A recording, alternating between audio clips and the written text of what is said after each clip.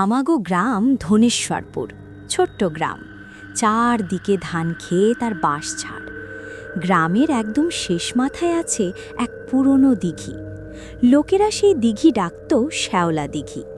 পানির ওপর সারা বছর শ্যাওলা জমে থাকত। দূর থেকে দেখলেই অদ্ভুত ভয় লাগে।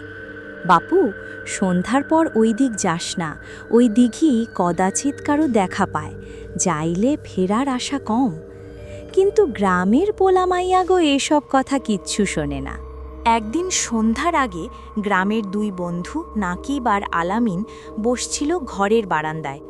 নাকিব কইল, চল শ্যাওলা দিঘির ধারে যাই, যদি ভয় পায় তুই আমাকে 500 টাকা দিবি।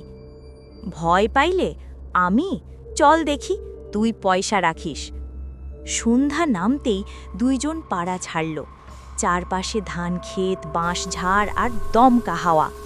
পানি নড়াচড়া করত, শ্যাওলার সাদা চাদর নড়ে করে। হঠাৎ ছপ ছপ পানি নড়ে করে ভীষণ শব্দ করল। দুইজন চুপ, নাকিব কৌতূহলী, আলামিন কেঁপে কেঁপে। পানির ভেতর থেকে আস্তে আস্তে বের হলো একটা সাদা হাত, পরে ফ্যাকাশে মাথা, চুল শাওলায় ঢাকা, চোখ ফাতা, মুখ ফ্যাকাশে।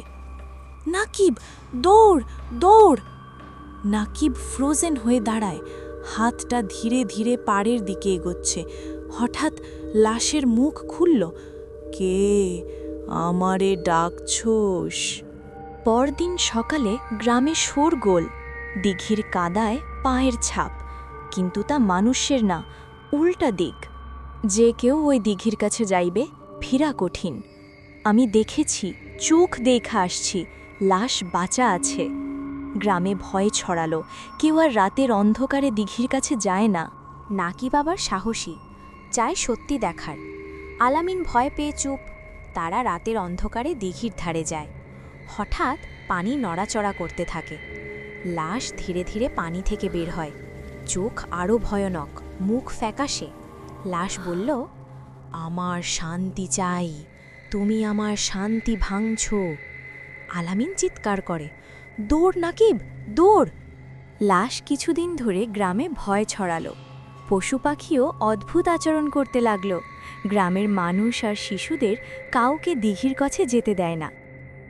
নাকিব আর আলামিন বুঝল, কিছু রহস্য শুধু সাবধান থাকার জন্যই থাকে। যে দিঘি ভয় ছড়ায়, তার রহস্য সত্যিই আছে।